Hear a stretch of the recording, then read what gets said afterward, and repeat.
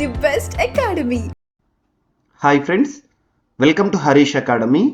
ఈరోజు 15th April 2024కి సంబంధించి వార్తలు నిలిచిన జాతీయ, అంతర్జాతీయ, రాష్ట్రీయ అంశాల గురించి, వార్తలు నిలిచిన వ్యక్తులు, అవార్డులు, పుస్తకాలు, మరి క్రీడా సంబంధిత సమాచారం, ఒక్కొక్క అంశాన్ని వివరంగా తెలుసుకుందాం.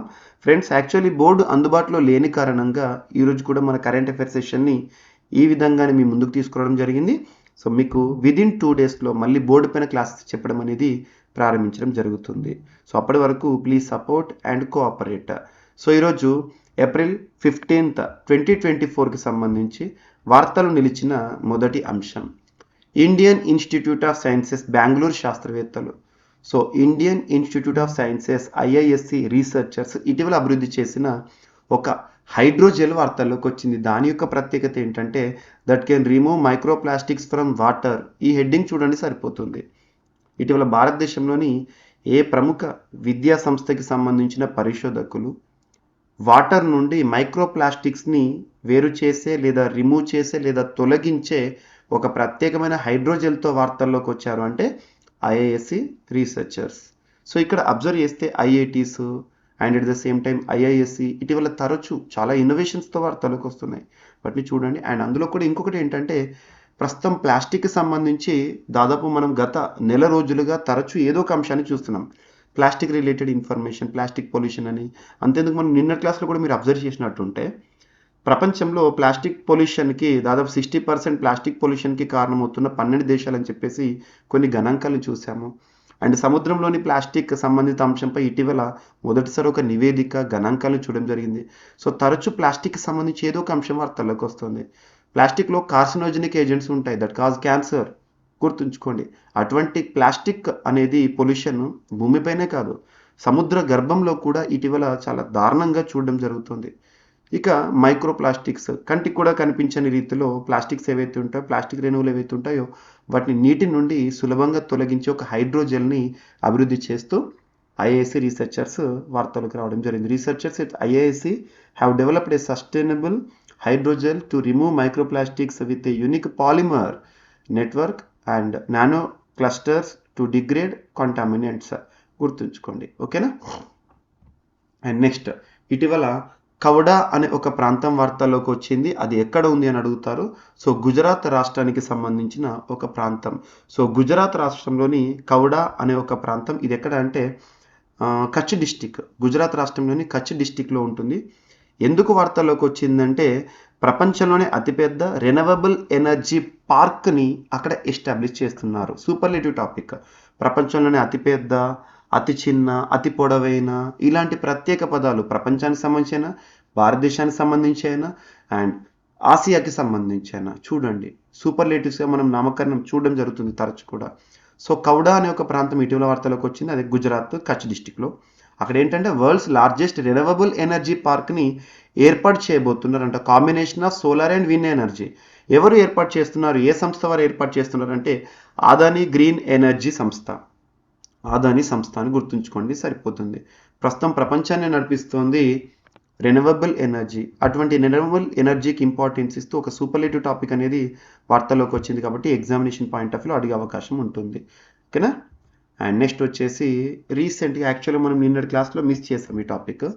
సో ఏప్రిల్ 13కి సంబంధించి ఒక ప్రత్యేకతని ఖచ్చితంగా గుర్తుంచుకోవాలి. సో దాదాపు 40 ఏళ్ళ ఒక జ్ఞాపకం, ఒక విజయం, ఒక అద్భుతం. మన దేశ రక్షణలో భాగంగా ఆపరేషన్ మేఘదూత్ అనే అంశం దేనికి సంబంధించి అంటే సియాచిన్కి సంబంధించి. సో ఇక్కడ చూడండి, భారత్, పాకిస్తాన్ మరియు చైనా సరిహద్దుల్లో ఉన్న అత్యంత కీలకమైన హిమ ప్రాంతం సియాచిన్. ఈ ప్రాంతంపై తొలుత పాక్ ఆక్రమణ చేపట్టింది. అయితే మెల్లగా తేరుకున్న భారత్ కీలకమైన సియాచిన్ని సొంతం చేసుకునేందుకు ఓన్ చేసుకునేందుకు ఒక ఆపరేషన్ చేపట్టింది. ఏ రోజున అంటే 1984 ఏప్రిల్ 13th రోజున ఆపరేషన్ మేఘదూత్ పేరుతో ఇండియన్ ఆర్మీ ఆపరేషన్ నిర్వహించింది. ఈ సైనిక చర్య ఫలితంగా భారత దళాలకు సియాచిన్ గ్లాషియర్ ప్రాంతం మొత్తంపై నియంత్రణ చేకూడడం జరిగింది. ఆపరేషన్ మేఘదూత్ చేపట్టి ఇటీవల ఏప్రిల్ 13కి 40 years జ్ఞాపకంగా గుర్తుంచుకోండి, ఓకేనా. దీని సందర్భంగా ఇండియన్ ఆర్మీ ఒక వీడియోని కూడా రిలీజ్ చేయడం జరిగింది. Very very important. అక్కడ ఆపరేషన్ మేఘదూత్ అంటే ఏంటి, ఏ సంవత్సరం, ఏ డేట్ ఎగ్జామినేషన్లో అడగొచ్చు. చరిత్రకు సంబంధించిన ఇప్పుడు వార్తల్లోకి వచ్చింది కాబట్టి అడగొచ్చు. అండ్ రక్షణ రంగానికి సంబంధించి పోటీ పరీక్షలకు ప్రిపేర్ అవుతున్న ప్రతి ఒక్క అభ్యర్థి ప్రత్యేక శ్రద్ధను చూపండి. ఇటీవల వార్తలు నిలుస్తున్న విన్యాసాల గురించి కానివ్వండి, రక్షణ రంగ దిగుమతుల గురించి కానివ్వండి, ఎగ్జామినేషన్ పాయింట్ ఆఫ్ వ్యూలో ఖచ్చితంగా క్వశ్చన్స్ వచ్చే అవకాశం ఉంది. సో ఇక్కడ అబ్జర్వ్ చేస్తే ఇటీవల యాంటీ ట్యాంక్ మిసైల్ని డిఆర్డిఓ వారు విజయవంతంగా పరీక్షిస్తూ వార్తల్లోకి వచ్చారు. సో ఏప్రిల్ 13th రోజున, రీసెంట్గా శనివారం రోజున భారత సైన్యం దేశీయంగా అభివృద్ధి చేసిన man portable anti tank guided missile సిస్టమ్ను సో గుర్తుంచుకోండి విజయవంతంగా పరీక్షించింది and DRDO and Indian Army. రాజస్థాన్లో ఇటీవల యాంటీ ట్యాంక్ క్షిపణి వ్యవస్థని నిర్వహించారు. మేక్ ఇన్ ఇండియాలో భాగంగా దేశంలో తయారైన ఈ క్షిపణి వ్యవస్థను ఎక్కడికైనా తీసుకెళ్లే అవకాశం ఉందంట. సో ఒక మ్యాన్ పవర్ అని కూడా గుర్తుంచుకోండి. అండ్ నెక్స్ట్ యాక్చువల్గా ఇటువంటి అంశాలు ఏవైతే ఉంటాయో జస్ట్ ఇన్ఫర్మేషన్ పర్పస్ చూడండి, కొన్ని టాపిక్స్ మనం మిస్ చేయకూడదు. సో అవేర్నెస్ అనేది ఉండాలి. సో ఇక్కడ అబ్జర్వ్ చేస్తే మనకు రీసెంట్గా భారతదేశంలోని కొన్ని హైకోర్ట్స్ కానీ లేదా సుప్రీంకోర్టు కానీ ఇతరితర అంశాలపైన కొన్ని తీర్పులు ఇస్తాయి. ఆ తీర్పుల పట్ల జస్ట్ ఇక్కడ మనం పేపర్లో కవర్ అవుతా ఉన్నాయి కాబట్టి చూడాలి. సో ఇక్కడ భర్తకు అనారోగ్య సమస్యలు ఉంటే భార్య భరణం చెల్లించాల్సింది అనే ఒక అంశము వార్తల్లోకి వచ్చింది. ఏ కోర్టు తీర్పిచ్చింది అంటే బాంబే హైకోర్టు. సో సాధారణంగా భరణం కేసుల్లో భార్యకు భర్త పరిహారం చెల్లించాలంటూ న్యాయస్థానాలు తీర్పులు చెప్తూ ఉంటాయి. కానీ అనారోగ్య సమస్యలతో బాధపడుతున్న భర్తకు ఉద్యోగస్తురాలైన భార్య నెలకు 10,000 రూపాయల భరణం చెల్లించాలంటూ ఇటీవల బాంబే హైకోర్టు ఆదేశం జారీ చేసింది. సో గుర్తుంచుకోండి, ఇక్కడ హిందూ వివాహ చట్టం ఏ సంవత్సరం 1955 హిందూ మ్యారేజ్ యాక్ట్, అందులోని సెక్షన్ 24 ప్రకారం జీవిత భాగస్వామి అన్న పదం అటు భర్తకు ఇటు భార్యకు కూడా వరిస్తుందని కోర్టు తీర్పు ఇవ్వడం జరిగింది. గుర్తుంచుకోండి. అండ్ కృత్రిమ మేధ సాయంతో మెదడులో కణితుల తొలగింపు అనే అంశంతో దేశంలోని మొదటిసారి కిమ్స్ హాస్పిటల్ వారు ఒక ఆపరేషన్ చేయడం జరిగింది. సో కిమ్స్ మెదడులో కణితులను తొలగించేందుకు హైదరాబాద్లోని కిమ్స్ ఆసుపత్రి వైద్యులు కృత్రిమ మేధ, artificial intelligence and augmented reality సాయంతో రూపొందించిన ఒక ప్రత్యేక పరికరంతో దేశంలోనే మొట్టమొదటిసారి ఇండియాస్ ఫస్ట్ 18 శస్త్రచికిత్సలు విజయవంతంగా నిర్వహించారంట. గుర్తుంచుకోండి. ఓకేనా. స్కియా పేరుతో కొరియా సంస్థ రూపొందించిన ఈ ప్రత్యేక పరికరానికి మెదడులో కణితిని గుర్తించే ఖచ్చితత్వం ఉందని తెలపడం జరిగింది. గుర్తుంచుకోండి. ఓకేనా. అండ్ నెక్స్ట్ మెడిసిన్ రిలేటెడే యాక్చువల్గా కొన్ని అధ్యయనాలు ప్రిస్క్రిప్షన్లకు సంబంధించి. ప్రిస్క్రిప్షన్ అంటే ఏంటంటే మనకి ఏదైనా సమస్య ఉందని డాక్టర్ దగ్గరికి వెళ్తే డాక్టర్ మనల్ని డయాగ్నోసిస్ పంపిస్తారు. అంటే ఏమిటి టెస్టులు చేయించుకుంటారు. సో టెస్టులు చేయించుకున్న తర్వాత ఆ టెస్ట్ రిపోర్ట్ని చూసి మనకు మందులు రాసిస్తారు కదా, మందుల చిట్టి అంటాం. సో దాన్ని ప్రిస్క్రిప్షన్ అంటాం. సో అక్కడ ప్రిస్క్రిప్షన్లో ఆమోదయోగ్యం కానీ వైరుధ్యాలు జరుగుతున్నాయి. 10% ప్రిస్క్రిప్షన్స్లో డాక్టర్స్ ఇచ్చే ఆ మెడిసిన్ రిసిప్ట్లో సో ప్రభుత్వ అధ్యయనంలో వెల్లడైందంట. భారత్లోని ఉన్నత స్థాయి బోధన ఆసుపత్రుల్లో వైద్యులు చేసే ప్రిస్క్రిప్షన్లలో దాదాపు 10% మేర ఆమోదయోగ్యం కాని వైరుధ్యాలు ఉంటున్నట్లు ప్రభుత్వం నిర్వహించిన ఒక అధ్యయనం పేర్కొంది. తగని మందులను రాయడం, ఒకటి కన్నా ఎక్కువగా వ్యాధి నిర్ధారణ చేయడం వంటివి ఇందులో ఉన్నాయని తెలిపింది. వీటి వల్ల రోగులపై ఆర్థిక భారం పెరగడంతో పాటు ఔషధ దుష్ప్రభావాలు పడటం లేదా చికిత్స విఫలం కావడం వంటి ఇబ్బందులు తలెత్తవచ్చని వివరించడం జరిగింది. గుర్తుంచుకోండి. భారత వైద్య పరిశోధన Indian council of medical research ఆధ్వర్యంలో ఈ పరిశోధన జరిగిందంట. ఓకేనా. అండ్ భారత్లో డామ్సన్ ప్లాంట్ ఏర్పాటు. యాక్చువల్గా చైనాలోని బీజింగ్ వద్ద ప్లాంట్లో తయారవుతున్న ఉత్పత్తుల్లో సగం భారత్లో తయారు చేయడానికి డామ్సన్ ప్లాంట్ ఇటీవల ఒక అంశంతో వార్తలోకి వచ్చింది. సో లైఫ్ స్టైల్ మొబైల్ విడిభాగాల తయారీ సంస్థ డామ్సన్ టెక్నాలజీ భారత్లో ప్లాంట్ను ఏర్పాటు చేసే ఆలోచనలో ఉందంట.